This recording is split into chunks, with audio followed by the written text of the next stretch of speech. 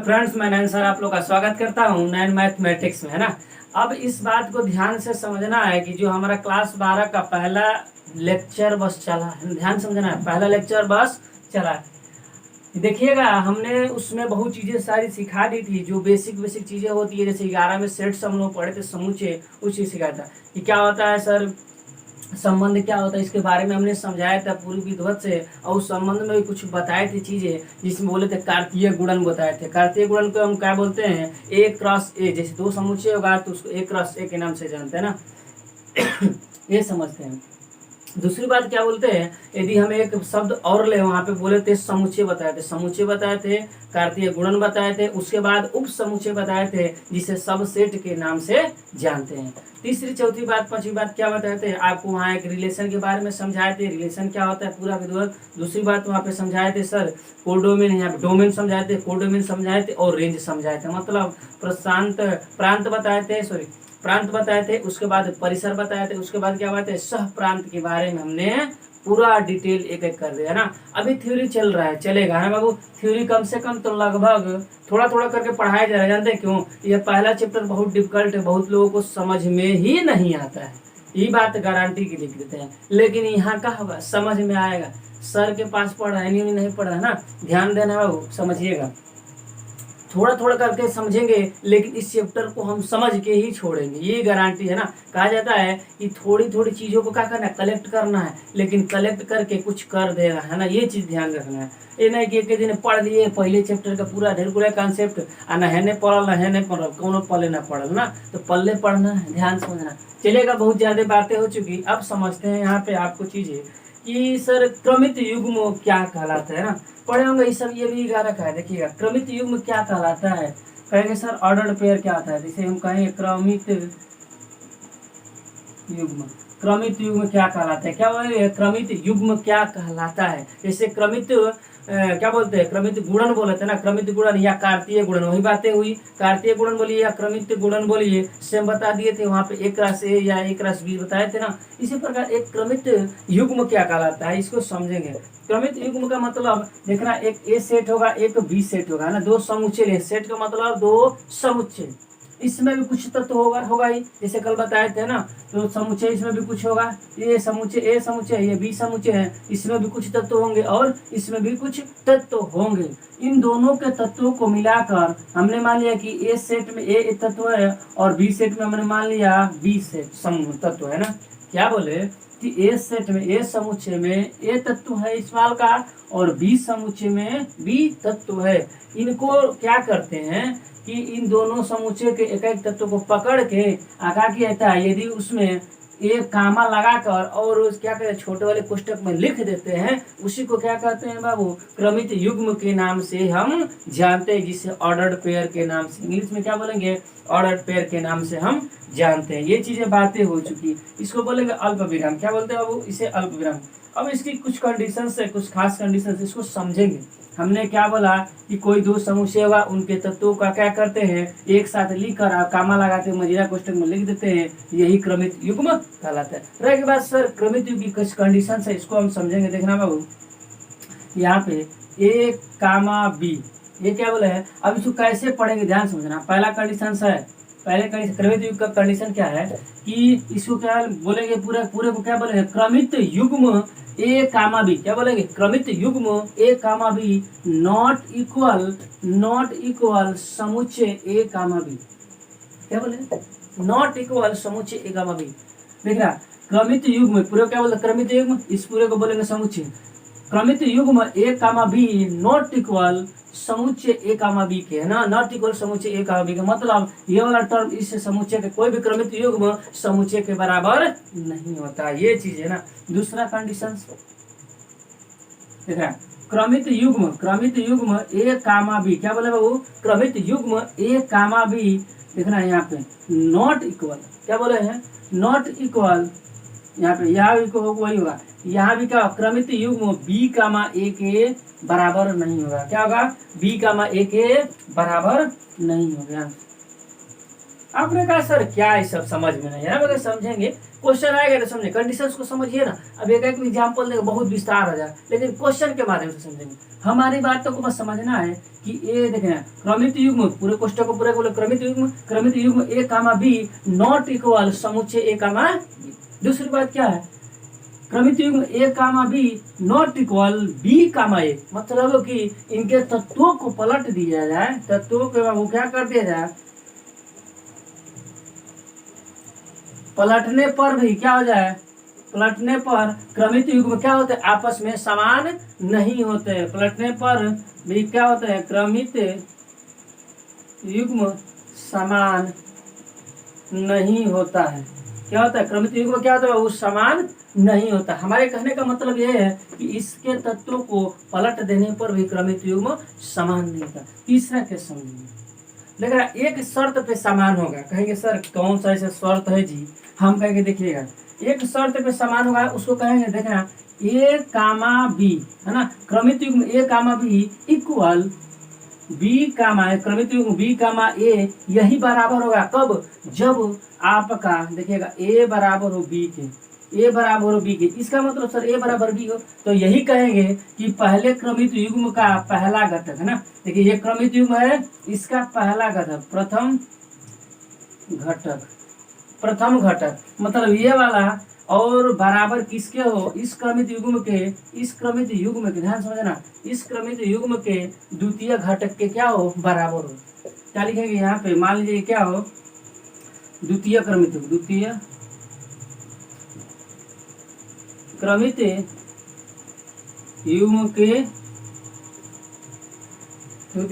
के प्रथम द्वितीय क्रमित युग्म के क्या हो, द्वितीय क्रमित युग्म के प्रथम घटक से। देखिए ये वाला किसके बराबर है, इस टर्म के क्या है, बराबर है। देखिए ये वाला टर्म इसके बराबर है, तो क्या होना चाहिए, बराबर होना चाहिए। प्रथम घटक के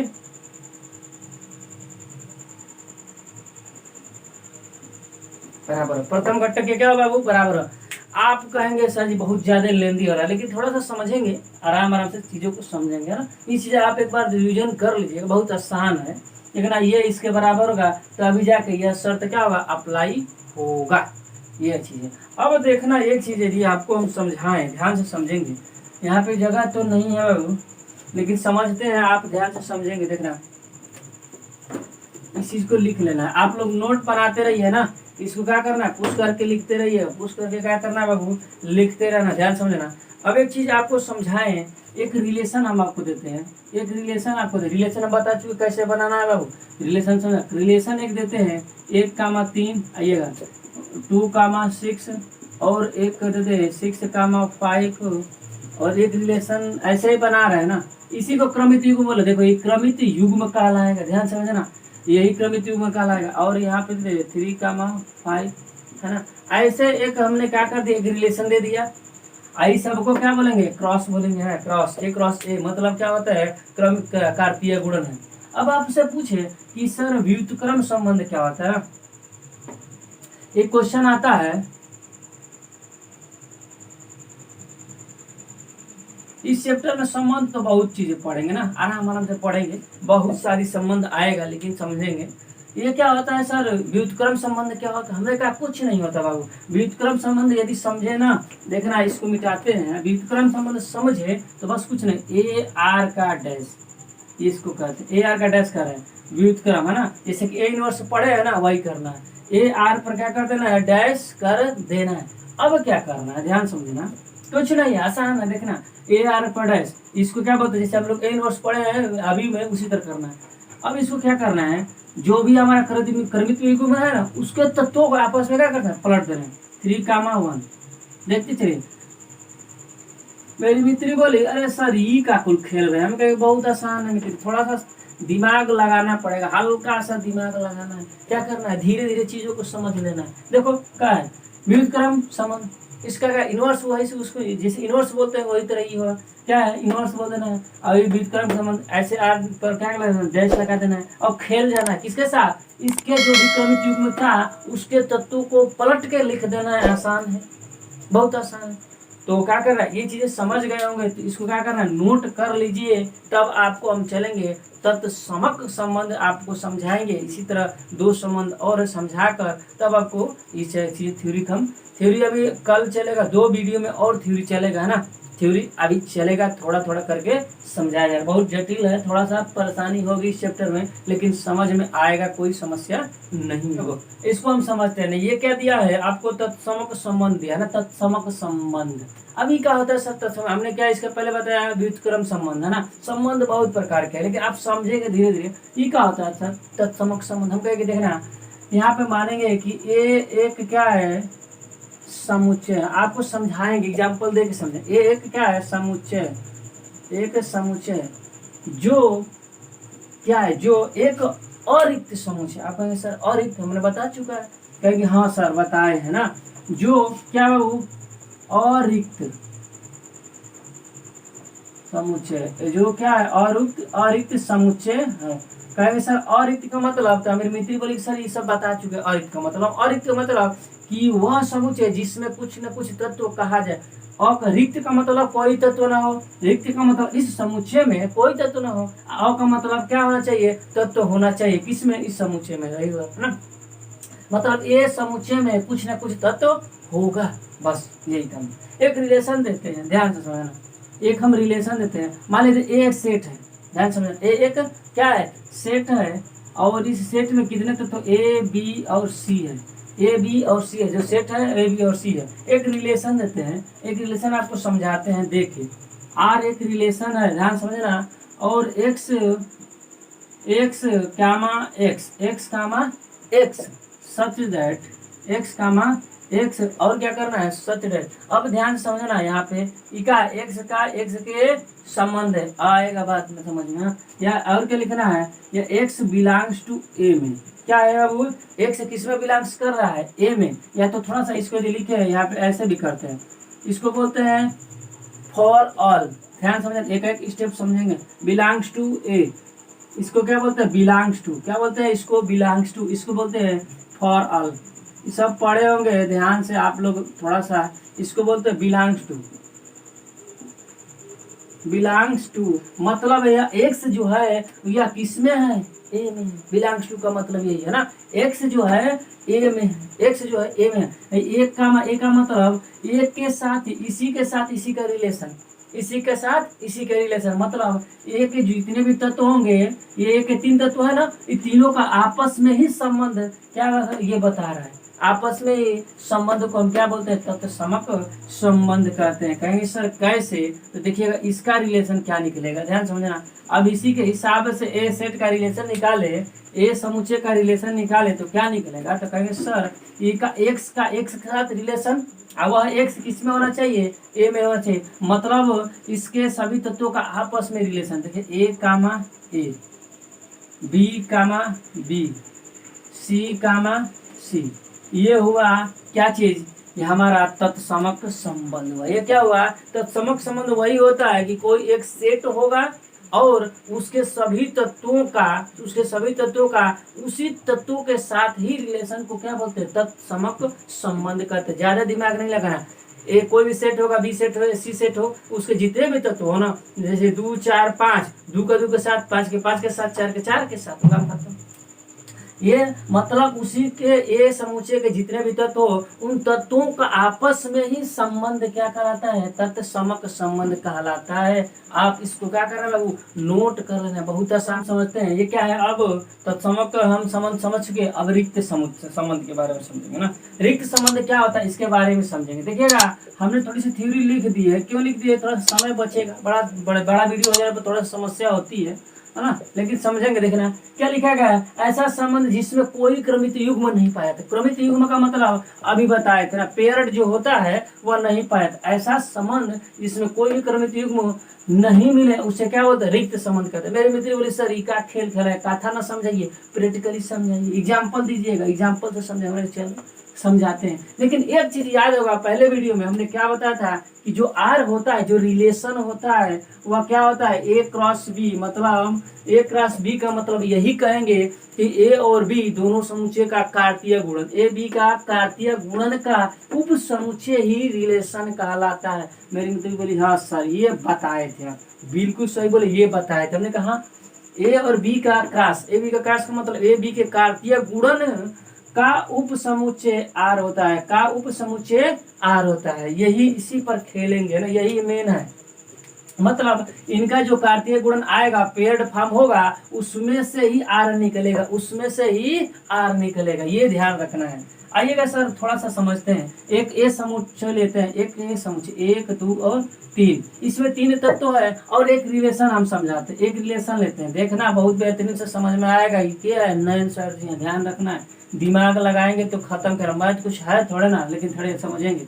एक्स कामा वाई, ध्यान समझेगा, X comma Y such that, X comma Y such that, और एक रिलेशन समझाते हैं, X plus Y equal to 10। हमने क्या लिया एक रिश्ता कि एक्स और वाई को दोनों को जोड़ने पर क्या हो जाएगा, 10 हो जाएगा। आइएगा, एक्स जो भी होगा, एक्स हमारा जो भी होगा बिलोंग्स टू ए, बिलोंग्स मतलब एक्स हमारा किस में बिलोंग करेगा, ए में।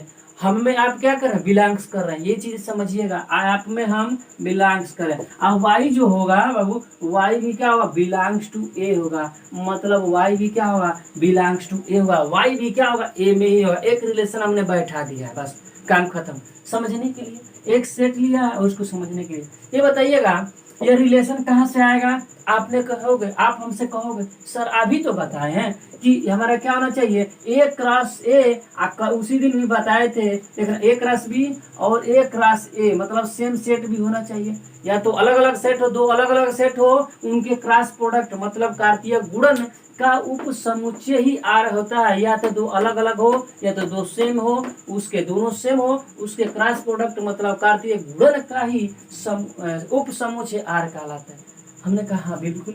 तो यह आर कहाँ से आएगा कि आर हमारा यही आएगा, वहीं से आएगा जब तक हम कार्तीय गुणन नहीं निकालेंगे जो हमारा सेट दिया होगा। तो हमारा सेट ए है, यहाँ पे एक ही सेट है, तो इसी सेट का इसी के सेट के साथ कार्तीय गुणन निकालेंगे, उस कार्तीय गुणन से ही उप समुच्चय हमारा क्या कहलाएगा, आर निकलेगा। मतलब इस कार्तीय गुणन से ही आर निकलेगा। वह आर कैसे निकलेगा, इस आर संबंध से निकलेगा, इस आर।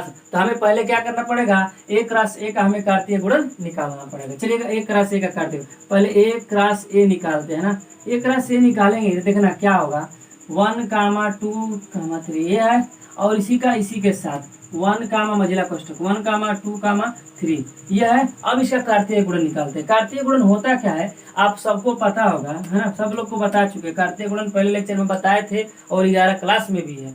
ये होता क्या है कि ए के पहले तत्व को उठाएंगे और इसके तत्व इसके साथ तीनों के साथ कॉम्बिनेशन हम बनाएंगे। कहेंगे सर बिल्कुल सही, ये बताएं।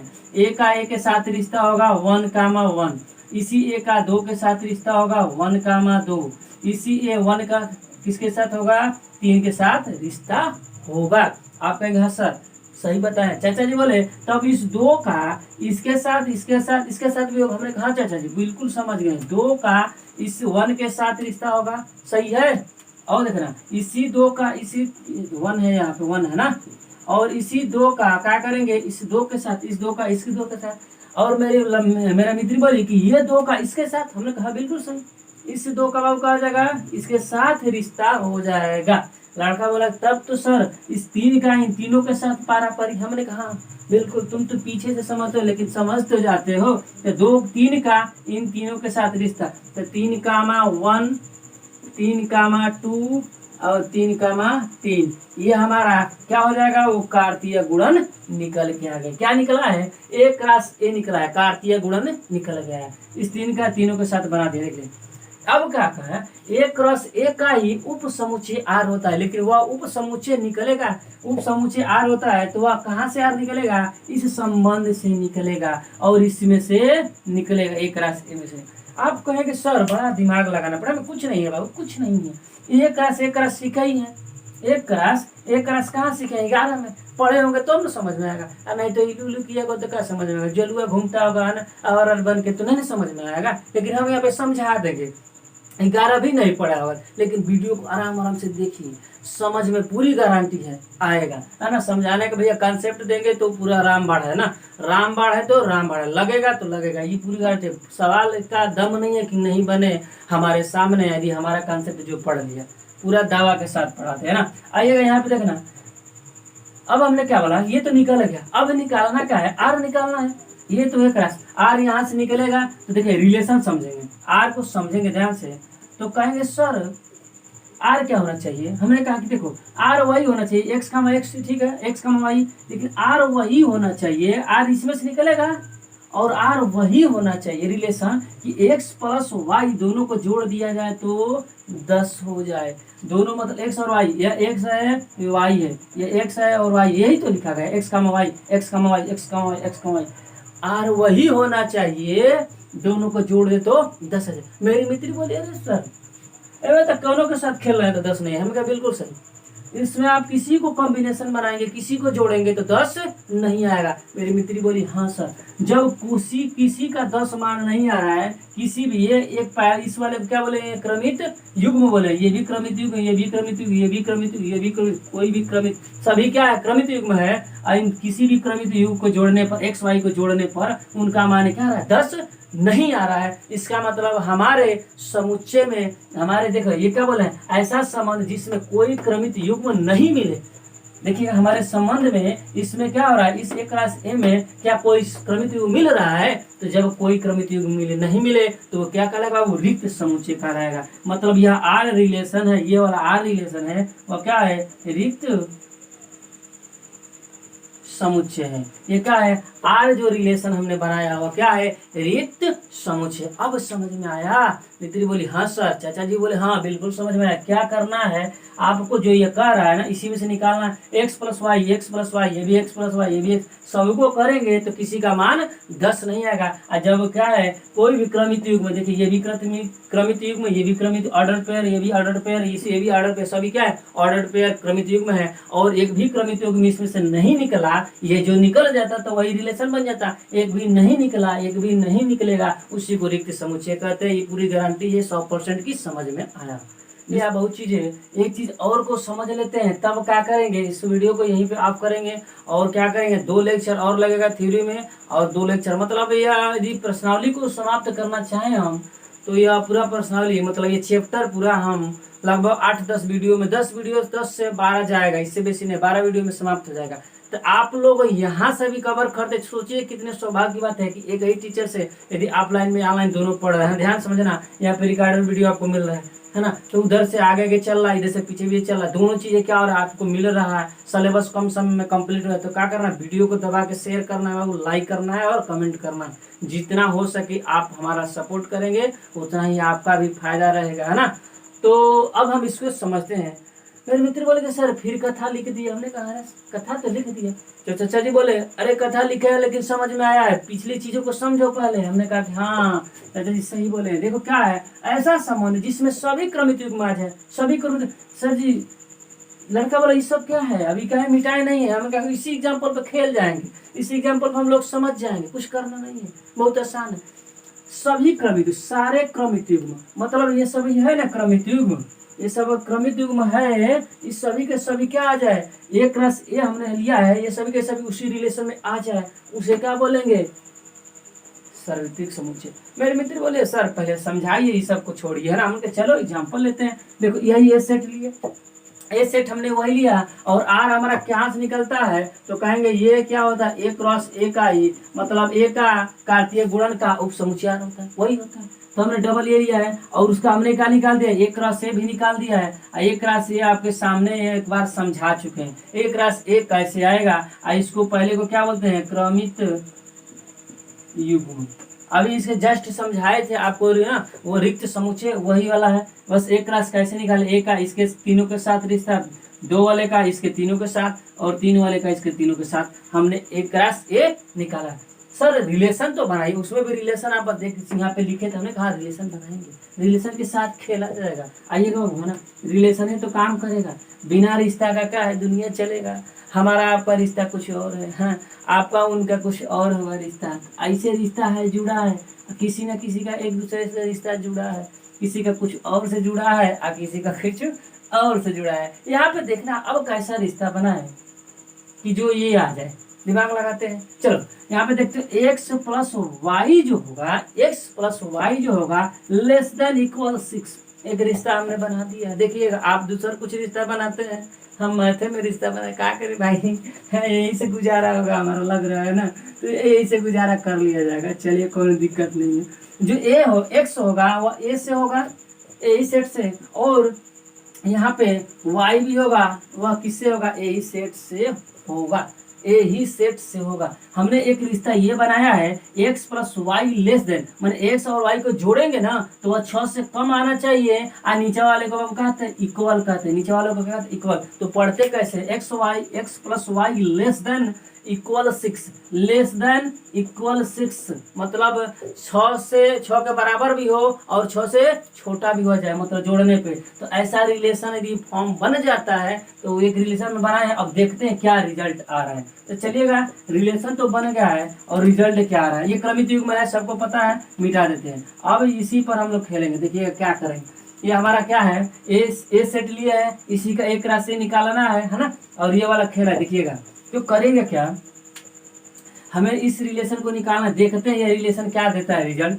इसी से निकालेंगे ना, इसी से तो एक राशि से तो आ रहता है। तो देखना क्या करेंगे, ध्यान समझना, आइएगा एकदम आराम से समझेंगे, देखना बाबू, आइएगा सोचो, x प्लस वाई का मान जोड़ना है और 6 से कम आए, 6 के बराबर है, तो इसको जोड़ेंगे तो क्या आएगा, आएगा ही 6 से कम, 2 आए तो 6 से कम है ना, है तो इसको भी पकड़ लेंगे। ध्यान से समझना है, पकड़ते रहना। इसको जोड़ेंगे तो 3, और 3 6 से कम है, चलो इसको पकड़ लिए। मेरी मित्री बोली सर ये तो सबके साथ हो जाएगा, लग रहा है हमको, दिख रहा है। हम कहा हाँ मित्री देख तो, इसको जोड़ेंगे तो क्या हुआ, 4, 6 से कम है, 6 से कम भी होना चाहिए, या तो 6 के इक्वल करते, देखो 6 से कम है, ये भी आएगा, 1 कामा 3। अब देखो इसको जोड़ेंगे 3, ये भी 6 से कम है, और देखना आया, इसको देखेंगे तो ये भी 2 2 4, 6 से कम है और इक्वल भी नहीं है, इक्वल भी आ जाएगा तो हो जाएगा। देखना ये का 2 कामा 2, इसको देखेंगे तो 3 2 5, 6 से अभी कम है, 6 से कम है, ये भी सही है, बोल भी रहा है कि दोनों को जोड़ने पर 6 से कम आना चाहिए। जिसके तरफ मुंह खुला होता है वो बड़ा होता है और दूसरा का वाला छोटा, तो ये छोटा ये बड़ा, तो इसका मान क्या होना चाहिए, 6 से कम। चलिएगा यहाँ पे आएंगे, 2 कामा 2 हो गया, 2 कामा 3, 2 कामा ये भी 5 आ रहा है, 6 से कम है। इसको देखेंगे ये भी क्या हो रहा है, 4 आ रहा है, तो ये भी 6 से कम है। इसको देखेंगे, इसको यहाँ देखेंगे तो कितना आएगा, 3 कामा 2, ये भी क्या है, 6 से कम है। और देखो इसको जोड़ेंगे, इसको किसको, ये वाले को, ध्यान समझना बाबू, इसको देखेंगे 3 कामा 3, तो 3 कामा 3 जोड़ने पर 6, इक्वल भी रहा है कि 6 का इक्वल होना चाहिए या 6 से कम। तो यहाँ से ये सब का आ रहे थे 6 से कम आ रहे थे, देखिएगा, लेकिन ये 6 के बराबर आया है तो भी सही है। तो आई बताइए, ये पूरा ये क्रॉस ए पूरा का पूरा ये आ गया, ये क्रमित युग्म, ये भी क्रमित युग्म, ये भी क्रमित युग्म, ये भी क्रमित युग्म, बताया था क्रमित युग्म, ये सभी का है क्रमित युग्म है, मतलब ए कामा ए मतलब समुच्चय। देखिए ये क्रमित युग्म, सभी क्रमित युग्म है ना। जो ए कामा बी बोल रहे थे ना, ये 2 सेट होगा या 1 सेट होगा, उसके 2 तत्वों को उठा के कॉम्बिनेशन बना दे, उसी को क्रमित युग्म। ये देखिए क्रमित युग्म, आई पूरे को क्या बोलेंगे, तो कहेंगे एक राशि, इस पूरे को क्या बोलेंगे, एक राशि। आज दूधू को ये वाला है ना कोष्टक में देख रहे थे, बताया था ना, एक कोष्टक और ए कामा बी, इसको ई को बोलते हैं क्रमित युग्म, ई को बोलते हैं क्रमित युग्म, इसको क्रमित युग्म। तो बोल क्या रहा है कि सभी के सभी सारे क्रमित युग्म में क्या आ जाए, निकल के आ जाए, हमरे में समा जाए, क्या बोलेंगे, खत्म। देखो सारे क्रमित युग्म में रिलेशन में आ गए, देखो सबके सब हमने ले लिया है, तो वही बोला कि सारे क्रमित युग्म में क्या हो जाए, समा जाए, समाहित हो जाए, निकल जाए, हमारे में आ जाए, उसी रिलेशन को क्या कहा जाएगा, सार्वत्रिक। सार्वत्रिक मतलब ब्रह्मांड, क्या बोलेंगे, ब्रह्मांड, उसी को क्या बोलते हैं, अरे सार्वत्रिक संबंध होना चाहिए, सॉरी यहाँ पे कहना चाहिए बाबू, संबंध होना चाहिए, सार्वत्रिक संबंध होना चाहिए, समुच्चय तो 11 में है ना, संबंध होना चाहिए, सब लोग समझ रहे हैं ना, थोड़ा सा मिसप्रिंटिंग था, सार्वत्रिक संबंध। तो ये रिश्ता है, सारे के क्रमित युग्म हमारे में आ जाए, वो क्या है, सार्वत्रिक ब्रह्मांड। ये कौन है, रिक्त एक कौन है रिक्त संबंध जेकरा में कुछ ना हो का कहेगा खोखड़ा है ना, ये नहीं कहे खोखला है, खत्म। तो ये चीजें समझ में आया होगा बिल्कुल सही तरीके से हमने सिस्टमेटिक ढंग से यदि जो पढ़ा दिए थ्योरी बस याद कर लेना है, समझ लेना है, एक बार दोहरा लेना है, 100% का गारंटी है कि क्वेश्चन बनेगा तो बनेगा। चलिएगा बाबू, इसके साथ हम आप लोग को यही कहेंगे, वीडियो को दबा के शेयर करना है, जो नए हैं चैनल पे लाइक करना है, और क्या करना है बाबू, जितना सोशल मीडिया यूज करते हैं फेसबुक इंस्टाग्राम ट्विटर, जितना जगह इंस्टाग्राम जैसे फोटो स्टेटस लगाते हैं ना, उनका अपना लगाते हैं, उनका लगाते हैं, कॉम्बिनेशन में लगाते होंगे, तो क्या करना है हम को समझ लीजिएगा, थोड़ी देर के लिए उन्हीं के लगा दीजिएगा बाई चांस का लगा देंगे तो आप क्या होगा, उपकार हो जाएगा। आप लोग जितना हो सके शेयर कीजिए बाबू, है ना, आपसे यही कहेंगे, है ना। तो क्या करना है, सभी को लाइक शेयर कमेंट, कोई भी समस्या हो दिक्कत हो कमेंट बॉक्स में लिख देना है। कमेंट बॉक्स आपके लिए ही बना है, हमारे लिए नहीं। और दिक्कत ज्यादा हो तो क्या करना है, नंबर पे कांटेक्ट कर लेना है। चलिए बाबू, धन्यवाद करते हैं, आज के लिए इतना ही।